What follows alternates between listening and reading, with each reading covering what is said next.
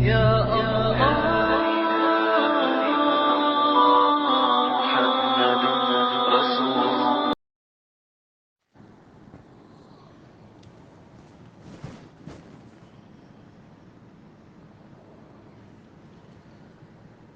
أعوذ بالله من الشيطان الرجيم. بسم الله الرحمن الرحيم. وسارعوا إلى مغفرة من ربكم وجنة عرضها السماوات والأرض أعدت للمتقين الذين ينفقون في السراء والضراء والكاظمين الغيظ والعافين عن الناس والله يحب المحسنين والذين إذا فعلوا فاحشة أو ظلموا أنفسهم ذكروا الله فاستغفروا لذنوبهم ومن يغفر الذنوب إلا الله ولم يصروا على ما فعلوا وهم يعلمون.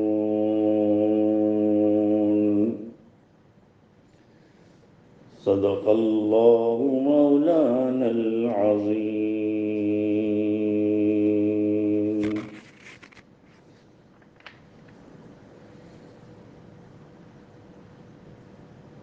غزوہ احد میں مسلمانوں کا نقصان ہوا تھا. غصہ دوبالا ہو گیا تھا. انتقامی ڈبل کارروائی کرنے کی سوچ رہے تھے.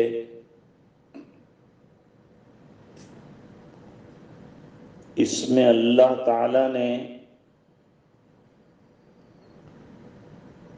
اس سے روکا اور بیچ میں سود کا حکم نازل فرمایا اور فرمایا کہ یہ چیز انسان کے اندر بد اخلاقی پیدا کرتی ہے. اس کے برخلاف انفاق فی سبیل اللہ یہ انسان میں عمدہ اخلاق پیدا کرتے ہیں.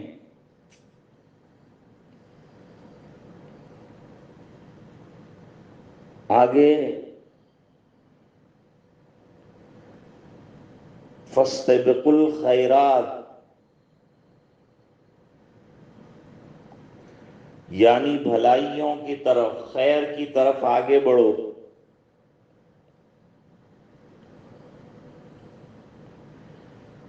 اس کی رغبت دلائی. مغفرت کی طرف آگے بڑھو، اللہ کی مغفرت کو تلاش کرو،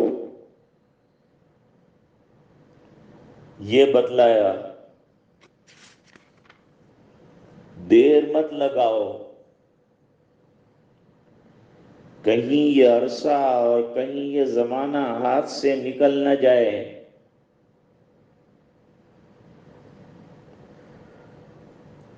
اب حق تعالی شانہ نے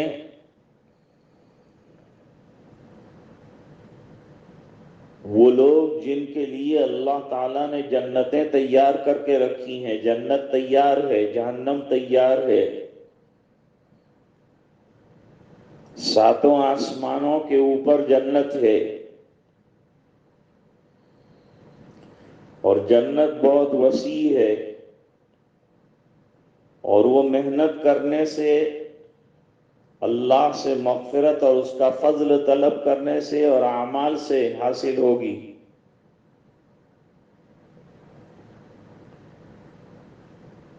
یہ خوبیاں اور یہ صفات اپنے اندر پیدا کرنے کے لیے فرمایا کہ متقین کی بعض صفات بھی معلوم کرو۔ کبھی تو اچھے حلیے میں برا انسان ہوتا ہے،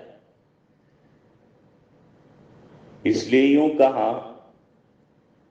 یا ایھا الذین آمنوا اتقوا اللہ وکونوا مع الصادقین، صادقین کے ساتھ رہو، اہل خیر اور نیک لوگوں کی صحبت اختیار کرو اور نیک لوگوں کو پہچانو، کہیں تم کو دھوکہ نہ ہو جائے۔ ان کی علامتیں متقیوں کی بیان کرتے ہیں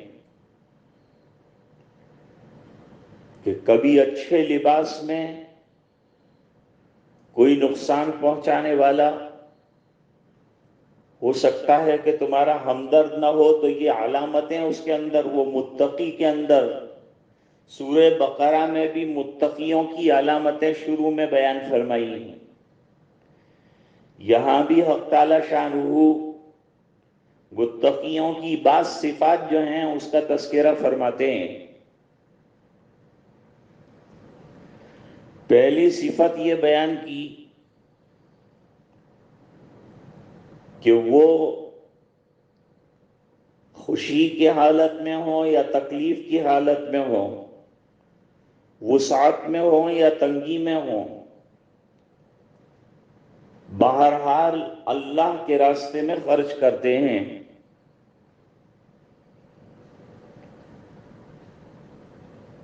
یہی تو چیز ہے جو سود کی جڑ کاٹے گی۔ سود خوری میں کسی غریب کی غربت سے فائدہ اٹھا کر سود در سود وصول کیا جاتا ہے، اور دوسری طرف اہل ایمان کا عالم یہ ہے کہ وہ ایسے غربا اور مساکین پر ہمیشہ خرچ کرتے ہیں، چاہے خود آسائش میں ہو یا تکلیف میں ہو، ان کی طرف سے دیے جانے کا سلسلہ جاری رہتا ہے۔ آج بھی کورونا کا جو یہ معاملہ چل رہا ہے، اللہ اس سے حفاظت فرمائے، تو بہت سے اللہ کے سخی بندے گھر میں سے کٹوتی کر کے غربا کی مدد کر رہے ہیں اور خوب اللہ کے راستے میں خرچ کرتے ہیں۔ ایک صاحب سے میری بات ہوئی، ایک جگہ پر 1 کلو آٹا غربا میں تقسیم کیا جائے گا، گاڑی لے جا کر کھڑی کیا اور اعلان کیا، تو جو بالکل مستحق تھے انہوں نے کہا چلو 1 کلو تو 1 کلو، کم سے کم 1-2 دن کام تو چل جائے گا۔ لینے کے لیے گئے، جب دیکھا گھر جا کر وہ آٹے کی تھیلی کے اندر سے 15,000 روپیہ نکلا، ہر آٹے کی تھیلی میں 15,000 روپے رکھے تھے۔ ایسے ہوتے ہیں خرچ کرنے والے۔ ابھی سورت میں ایک جگہ پر روزانہ سحری اور افطار میں 40,000 اور 50,000 آدمیوں کے لیے سحری اور افطاری کا انتظام کا سلسلہ جاری ہے۔ اللہ تعالیٰ اس کو قبول فرمائے۔ انفاق فی سبیل اللہ،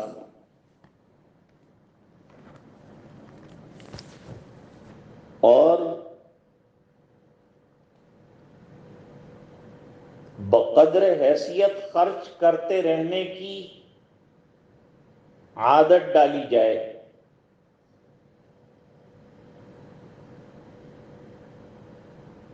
غربا کی امداد کی جائے۔ حدیث شریف میں فرمایا اتقوا النار ولو بشق تمرہ،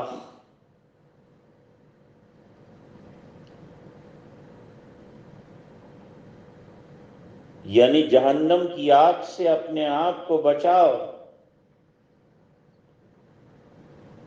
اگرچہ کھجور کا ایک ٹکڑا صدقے میں دے کر ہی کیوں نہ ہو. ورد السائل ولو بزلف شاۃ، اور سائل کو خالی ہاتھ واپس نہ کرو، کچھ نہ کچھ تو دو. کم سے کم بکری کی کھری دے دو. حضرت عائشہ رضی اللہ تعالی عنہا نے ایک دفعہ صرف انگور کا ایک دانہ خیرات کیا، کیونکہ ان کے پاس اس کے سوا کچھ تھا ہی نہیں. بعض سلف سے منقول ہے کہ کسی کی وقت انہوں نے صرف ایک پیاز کا صدقہ کیا.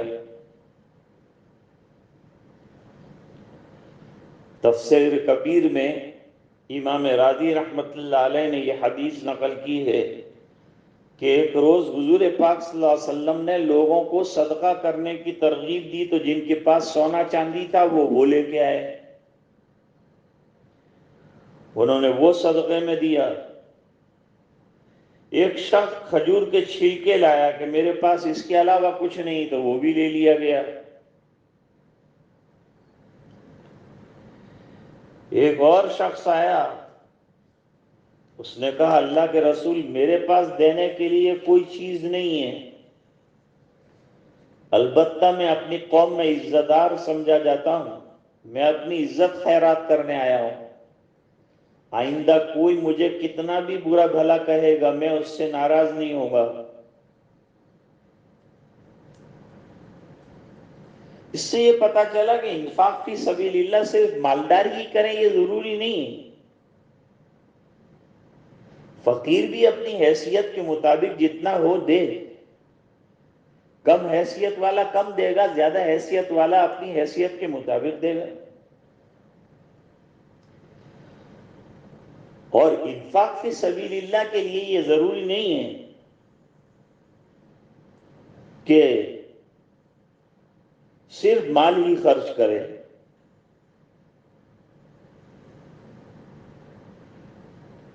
بلکہ ہر خرچ کرنے کی چیز داخل ہے. جیسے کہ اپنا وقت ہے، اپنی محنت ہے، اپنی صلاحیت ہے، یہ اللہ کی راہ میں خرچ کرے. وہ بھی اس انفاق کی صفت سے موصوف مانا جائے گا.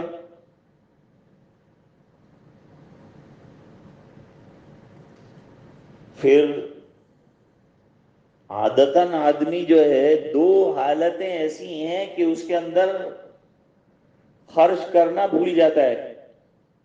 یا مال بہت آتا ہے تو مال کے پیچھے اتنا پڑ جاتا ہے کہ انفاق بھول جاتا ہے کہ بھئی مجھے کچھ خرچ بھی کرنا چاہیے. اور کبھی فقر ایسا آتا ہے، پریشانی اتنی آتی ہے کہ جس کی وجہ سے آدمی دینے سے لاچار ہو جاتا ہے، یا خود اپنی فکر میں اتنا پڑ جاتا ہے کہ دوسروں کی فکر کیا کرے گا. اس بنا پر یہ دونوں کو خاص طور سے ذکر فرمایا.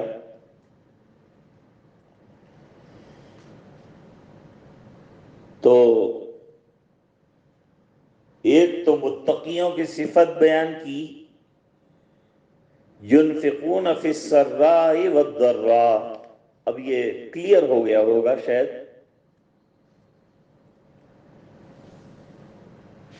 دوسری صفت بیان کی والکاظمین الغیظ والعافین عن الناس واللہ یحب المحسنین. یعنی وہ لوگ جو اپنے غصے کو دبا لیتے ہیں اور لوگوں کے قصور معاف کر دیتے ہیں، اللہ تعالیٰ ایسے نیکوکاروں کو، اخلاص کے ساتھ اچھے کام کرنے والوں کو پسند فرماتے ہیں.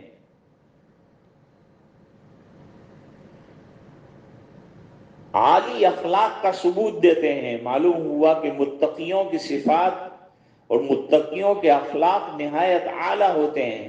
درگزر کرنا، معاف کرنا، یہ ان کے اوصاف میں ہوتا ہے، ان کے خون میں ہوتا ہے۔ امام بیہقی رحمۃ اللہ علیہ نے آیت کی تفسیر میں سیدنا علی بن حسین رضی اللہ تعالی عنہما کا ایک عجیب واقعہ نقل کیا ہے کہ وہ نہایت عمدہ کپڑے پہنے ہوئے تھے اور ایک کنیز آپ کو وضو کرا رہی تھی۔ اچانک پانی کا برتن اس کے ہاتھ سے چھوٹ کر حضرت علی ابن حسین رضی اللہ عنہما کے اوپر گرا، تمام کپڑے بھیگ گئے۔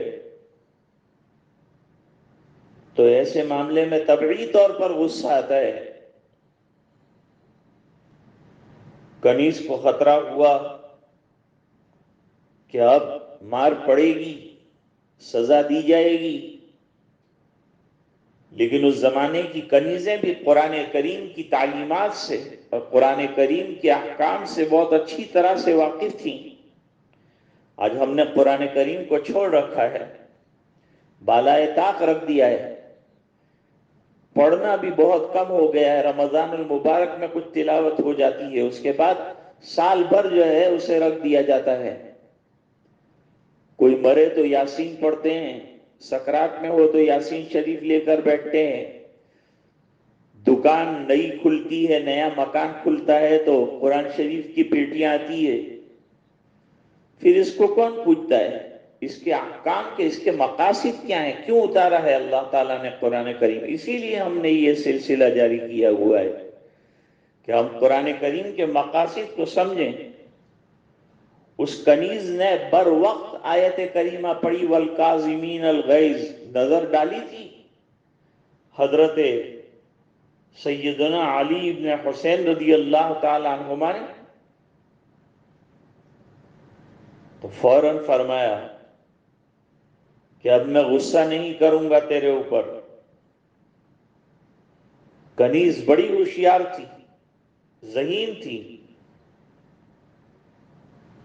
اگلا جملہ کہا والعافین عن الناس، اور جو درگزر سے کام لیتے ہیں، معافی سے کام لیتے ہیں، غصے کو نافذ کر سکنے کے باوجود اپنے آپ کو کنٹرول میں کرتے ہیں اور معافی کے پروانے جاری کرتے ہیں۔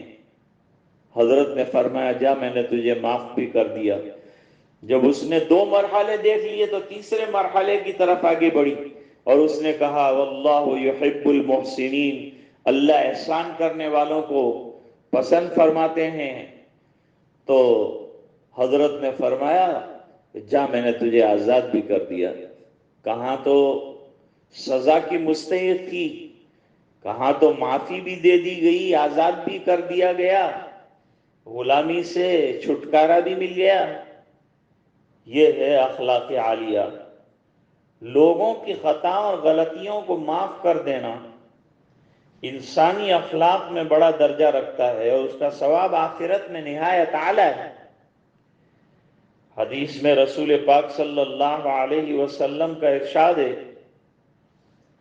قیامت کے روز حق تعالی شانہ کی طرف سے منادی ہوگی کہ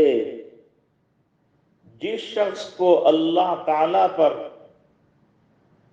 کوئی حق ہو وہ کھڑا ہو جائے، تو اس وقت وہ لوگ کھڑے ہوں گے جنہوں نے لوگوں کو اور لوگوں کے ظلم و جور کو دنیا میں معاف کر دیا تھا۔ ایک حدیث شریف میں فرمایا، جس کو معارف القرآن میں حضرت مفتی شفیع صاحب رحمۃ اللہ علیہ نے نقل فرمایا، جو شخص چاہے کہ اس کے محلات جنت میں اونچے ہوں، اس کے درجات عالی ہوں، اس کو چاہیے کہ جس نے اس پر ظلم کیا اس کو معاف کر دے، جس نے اس کو کبھی کچھ نہ دیا اس کو بخشش اور ہدیہ دیا کرے، اور جس نے اس سے ترک تعلقات کیے ہیں یہ اس سے ملنے میں پرہیز نہ کرے۔ ایک جگہ اللہ تعالیٰ قرآن کریم میں فرماتے ہیں ادفع باللتی ہی احسن فَإِذَا الَّذِي بَيْنَكَ وَبَيْنَهُ عَدَاوَةٌ كَأَنَّهُ وَلِيٌّ حَمِيمٌ، یعنی برائی کی مدافعت بھلائی سے اور احسان سے کرو، تو جس کے ساتھ دشمنی تھی وہ تمہارا گہرا دوست بن جائے گا۔ دشمن کو دوست بنانے کا اور اس کے ساتھ تعلقات استوار کرنے کا طریقہ کتنا پیارا بتایا گیا۔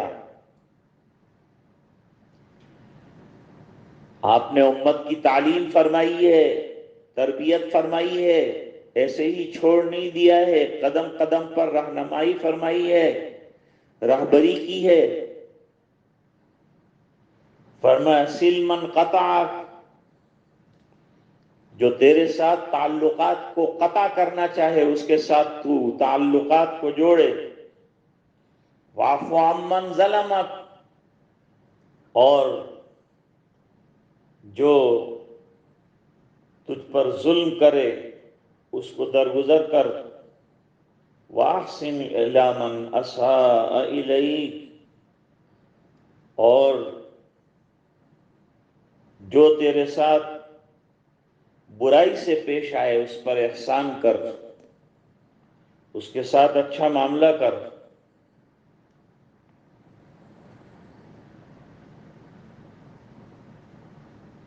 حضرت امام اعظم ابو حنیفہ رحمۃ اللہ علیہ، اللہ تعالیٰ نے عجیب صفات اور خوبیاں اور کمالات سے حضرت کو نوازا تھا، کسی کی غیبت نہیں کی کبھی۔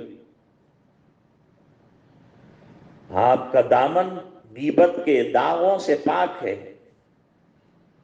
ہر وقت تلاوت میں مصروف رہتے تھے، ذکر و اذکار میں مصروف رہتے تھے، اور فقہ کا بہت بڑا کارنامہ بھی انجام دیا، ہزاروں مسائل کا استنباط کیا اور امت پر بڑا احسان فرمایا۔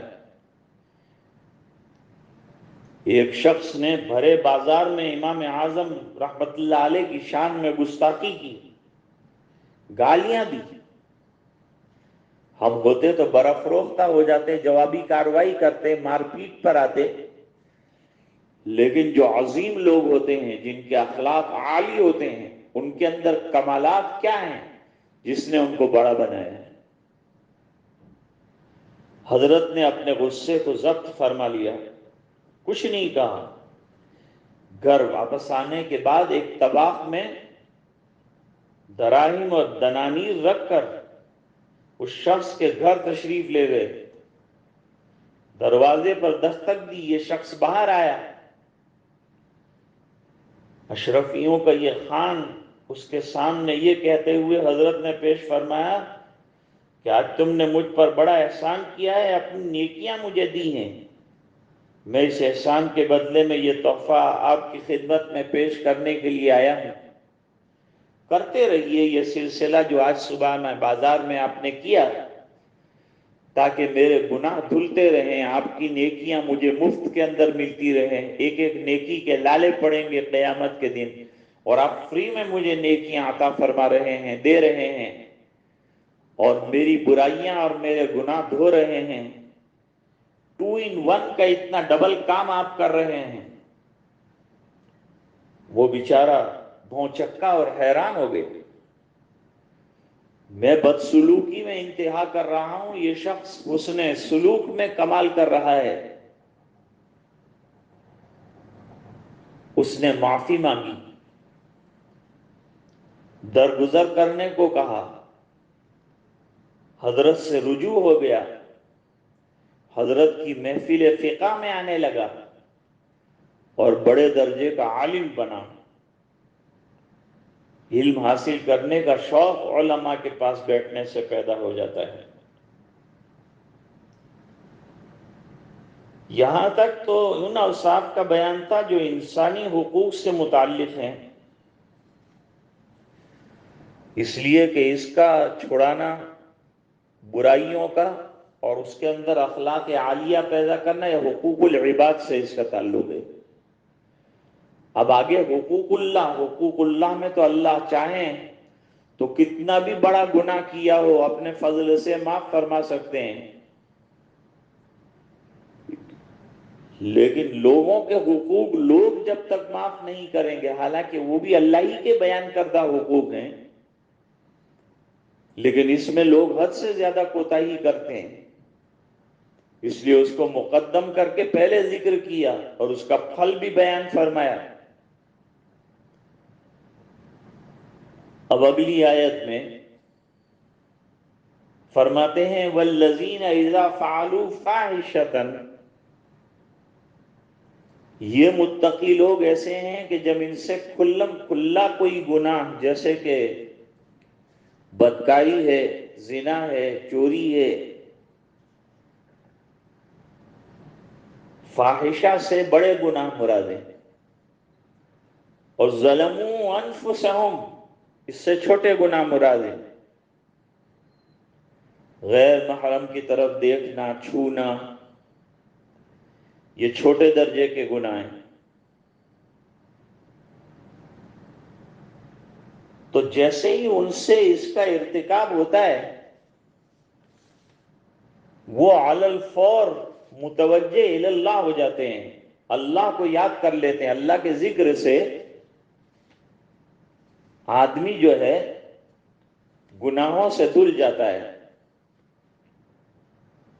التائب من الذنب کمن لا ذنب لہ، گناہ سے توبہ کرنے والا ایسا ہے جیسے کہ اس نے گناہ کیا ہی نہیں۔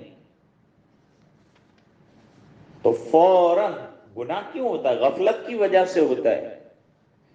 شیطان ہماری آنکھوں کے سامنے ہماری خواہشات جو ہوتی ہیں اس کی تکمیل کا پردہ ایسا ڈال دیتا ہے کہ وہ پردے کے پیچھے جو گناہ اور جو وعید گناہ پر ہیں اور جو عذاب ہے وہ انسان سے اوجھل ہو جاتا ہے اور آدمی وہ گناہ کر بیٹھتا ہے۔ تو یہ لوگ فوری طور پر رجوع الی اللہ کرتے ہیں، ذکر اللہ کرتے ہیں، اللہ کو یاد کرتے ہیں۔ ایسے موقع پر اللہ کی یاد کا آ جانا یہ متقیوں کی صفات ہے،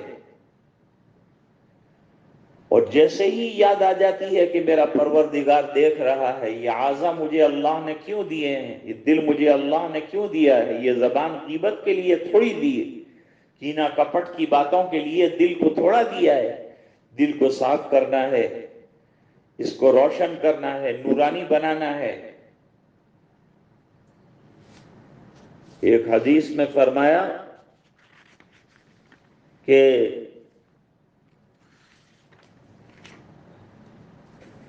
شیطان کہتا ہے کہ میں نے لوگوں کو ہلاک کر دیا گناہ کے ذریعے سے، ان کے دلوں میں وسوسے ڈال کر گناہوں پر آمادہ کیا، جس کی وجہ سے انہوں نے گناہ کا ارتکاب کیا اور تباہ ہو گئے، لیکن انہوں نے مجھے استغفار اور لا الہ الا اللہ پڑھنے کے ذریعے سے تباہ کر ڈالا، مجھے ویران کر دیا، میری محنت پر پانی پھیر دیا۔ استغفار کرنے سے استغفر اللہ ربی من کل ذنب وخطیۃ واتوب الیہ، دل سے کہنے سے، صرف زبان نہیں، دل بھی جو ہے ساتھ ہو زبان کے، ندامت بھی ہو، آئندہ نہ کرنے کا عزم مصمم بھی ہو، پختہ توبہ کا خیال ہو، اور لا الہ الا اللہ یہ افضل الذکر ہے، استغفار یہ بھی ذکر ہے، لا الہ الا اللہ یہ بھی ذکر ہے، بلکہ افضل الذکر ہے، اس کو کرتے رہنا چاہیے۔ اور ان کے دل میں خیال آتا ہے کہ گناہوں کا معاف کرنے والا اللہ کے علاوہ کوئی نہیں ہے، لہذا وہ فوری طور پر متوجہ الی اللہ ہو جاتے ہیں۔ حضرت عمر رضی اللہ تعالیٰ عنہ کے زمانے کا واقعہ ہے کہ ایک نوجوان نیک دیندار، اس کو زبردستی ایک خاتون نے گناہ کے لیے مدعو کیا، کئی بار ٹالنے کے بعد وہ چلا گیا، بیٹھ بھی گیا، گناہ کے لیے تیار ہونے لگا کہ اللہ تعالیٰ نے اس کو ایک آیت قرآن کریم کی یاد دلا دی، ان الذین اتقوا اذا مسهم طائف من الشیطان تذکروا فاذا هم مبصرون۔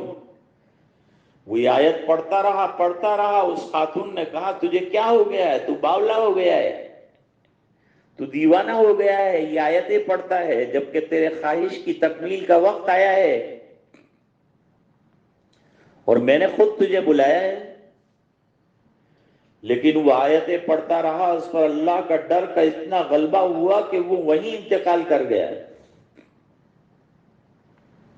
حضرت فاروق اعظم رضی اللہ تعالیٰ عنہ کو پتا چلا تو اس کی قبر پر گئے اور آیت پڑھی، وَلِمَنْ خَافَ مَقَامَ رَبِّهِ جَنَّتَانِ، جو اپنے پروردگار سے ڈرا اور اس کے سامنے اور اس کی بارگاہ میں کھڑے ہونے کے خیال سے گناہوں سے باز رہا، اللہ تعالیٰ اس کو 2 باغات عطا فرمائیں گے۔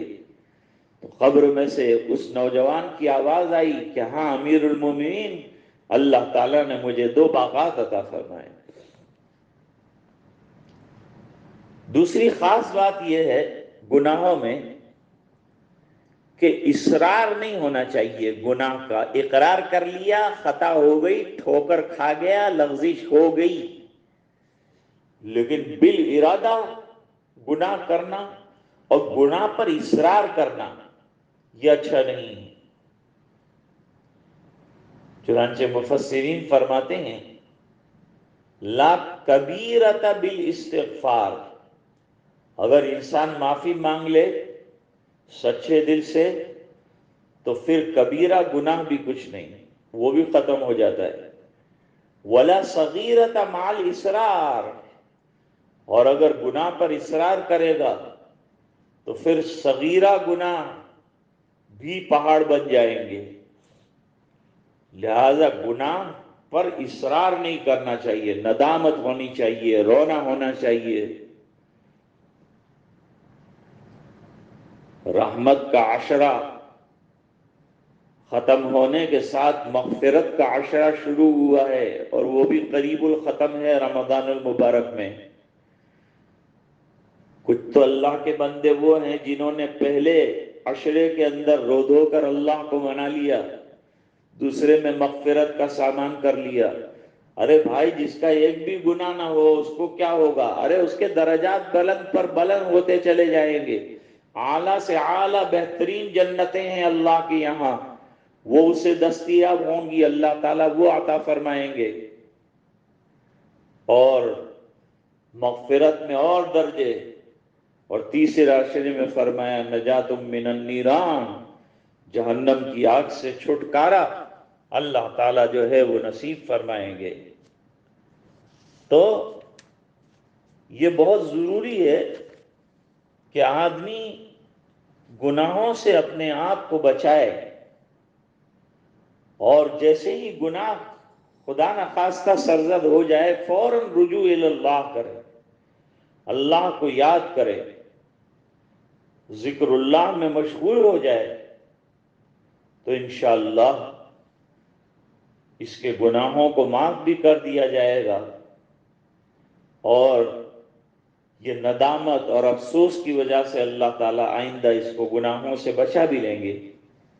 اللہ تعالیٰ ہمیں یہ اخلاق عالیہ حاصل کرنے اور عفو درگزر کرنے، گناہوں سے بچنے کی توفیق سعید عطا فرمائے، اور اخلاق فاضلہ جو قرآن کریم نے بتلائے ہیں وہ ہم سب کو نصیب فرمائے، اور ان تمام باتوں پر ہمیں عامل بنائے، قرآن کریم سے عشق و محبت اور اس کے مضامین کو حفظ جان بنانے کی توفیق عطا فرمائے۔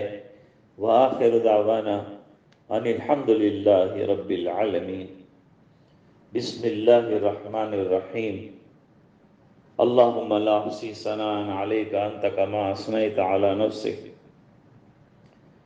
اللہم صل علی سیدنا محمد وعلی آل سیدنا محمد، صلاة تنجينا بها من جميع الأحوال والآفات وتقضي لنا بها جميع الحاجات تطهرنا بها من جميع السيئات ترفعنا بها عندك أعلى الدرجات تبلغنا بها أقصى الغايات من جميع الخيرات في الحياة وبعد الممات إنك على كل شيء قدير.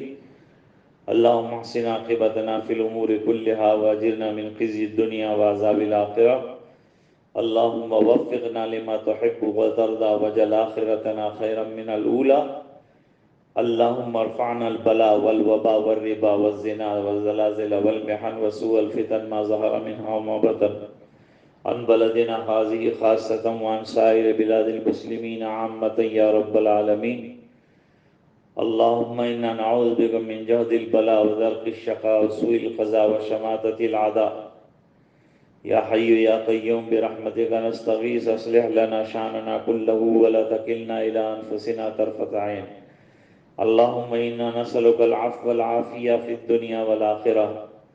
اللهم إنا نسألك رضاك والجنة ونعوذ بك من سخطك وغضبك والنار. اللهم لا سهل إلا ما جعلته سهلا وأنت تجعل الحزن سهلا إذا شئت لأن تيسير كل عسير عليك يسير. سهل یا الہنا کل صاب بحرمت سید الابرار سہیل. اے اللہ ہمارے گناہوں کو معاف فرما. اے اللہ ہماری کوتاہیوں سے درگزر فرما. اے اللہ ہم خطا کار ہیں، گناہ گار ہیں، ریاکار ہیں، ضیاکار ہیں، گناہ گار ہیں، پھر بھی تیری رحمتوں کے خواستگار ہیں، پھر بھی تیری مغفرت کے طلبگار ہیں. اے اللہ ہماری مغفرت فرما دے. اس مبارک مہینے میں ہمارے گناہوں کو معاف فرما دے. اے الہ العالمین تو ہم سے راضی اور خوش ہو جا، ہمیں اپنا بندہ بنا دے. ٹوٹی پھوٹی جو عبادتیں ہو رہی ہوں اپنے فضل سے انہیں قبول فرما لے. اس کی کوتاہیوں سے درگزر فرما دے، لغزشوں کو معاف فرما دے. اے اللہ در در کی ٹھوکریں کھا کر تیرے در پر کھڑے ہیں اور تیرے دروازے سے بھی نکال دیے گئے تو کوئی اور دروازہ نہیں جہاں جا کر بھیک مانگیں گے. اپنے دروازے سے ہمیں محروم نہ فرما، کرم کی بھیک عطا فرما اور اپنے فضل کی برکھا برسا دے. یہ وبا سے پوری دنیا کو جلد نجات عطا فرما. اے اللہ جو مومنین مومنات اس بیماری میں مبتلا ہو کر چلے گئے، اے اللہ ان تمام کی مغفرت فرما، شہادت کا مرتبہ انہیں عطا فرما. اے الہ العالمین باقی جو بیمار ہیں ان تمام کو جلد از جلد عافیت کے ساتھ شفاء کاملہ عطا فرما کر اسپتالوں سے گھر پہنچا دے. اے اللہ جو اس مصیبت کے وقت میں کار خیر انجام دے رہے ہیں، تیرے راستے میں خرچ کر رہے ہیں، اے اللہ ان تمام کو قبول فرما، ان کی داد و دہش کو قبول فرما. اے اللہ عبادات کو قبول فرما، روزوں کو قبول فرما، تراویح کو قبول فرما، قرآن کریم سنانے والوں کا قرآن کریم سنانا قبول فرما، ان کے حافظ قوی فرما، ان کو حوصلے عطا فرما. رمضان کے بعد بھی اللہ عبادتوں کا، تلاوتوں کا یہ مشغلہ اور یہ سلسلہ جاری فرما. برائیوں سے ہماری حفاظت فرما، نیکیوں کی سعادتوں سے بہراور فرما. اے اللہ ہمارے دل کے بگاڑ دور فرما، ظاہر اور باطن کی اصلاح فرما. حضور پاک صلی اللہ علیہ وسلم کی اتباع زندگی کے ہر شعبے میں نصیب فرما. تیری رضائے دائمی ہمیشہ کے لیے ہمیں عطا فرما. اے الہ العالمین ہاتھ اٹھا کے جو مانگا عطا فرما. جہاں جہاں تک لوگوں نے ہاتھ اٹھائے ہیں، ماں بہنوں نے ہاتھ اٹھائے ہیں، اے اللہ اسے قبول فرما لے اور اللہ جو مانگا ہے عطا فرما دے. غیب سے نصرت فرما دے. جو پریشان حال ہے ان کی پریشانیوں کو دور فرما. یہ لاک ڈاؤن کے زمانے میں لوگ بہت بے حال ہو رہے ہیں، اے اللہ بے قرار ہو رہے ہیں، اے اللہ ان کو قرار اور سکون عطا فرما. دھندے روزگار ملازمتوں کو جاری فرما. اے اللہ لوگوں کو فاقے اور لالے پڑے ہوئے ہیں کھانے کے، اے اللہ ان کو نان شبینہ عطا فرما. خیر اور عافیت کے ساتھ رزق کی ارزانی فرما، وسیع رزق عطا فرما. اور جو الجھنوں میں گرفتار ہیں ان کی الجھنوں کو دور فرما. اللہ جو بے اولاد ہیں ان کو اولاد صالح عطا فرما. جن کی اولاد نافرمان ہے ان کو فرما بردار بنا دے. ماں باپ کی آنکھوں کی ٹھنڈک بنا دے. اے الہ العالمین اولاد کی اچھی تربیت کرنے کی توفیق عطا فرما، اس کا حق ماں باپ کو ادا کرنے کی توفیق عطا فرما، اور اولاد کو ماں باپ کے حقوق اور رشتہ داروں کے حقوق سمجھنے اور اس کو بجا لانے اور اس کو پورا کرنے کی توفیق عطا فرما۔ اے اللہ قرآن کریم کا فہم، اس پر عمل، اس کی تلاوت کا جذبہ، سنتوں کا داعیہ اے اللہ عطا فرما۔ بغض، کینہ، حسد، کپٹ، تکبر، بڑائیاں، ریاکاریاں، شوبازیاں، اس سے اللہ اور نام و نمود سے ہماری حفاظت فرما۔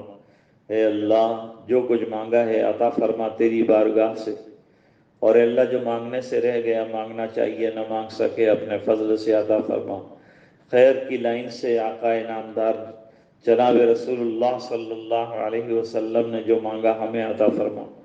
اے اللہ جس سے پناہ مانگی ان تمام چیزوں سے پناہ عطا فرما، اور یہ دعائیں اپنے فضل و کرم حبیب پاک صلی اللہ علیہ وسلم کی برکت سے قبول فرما۔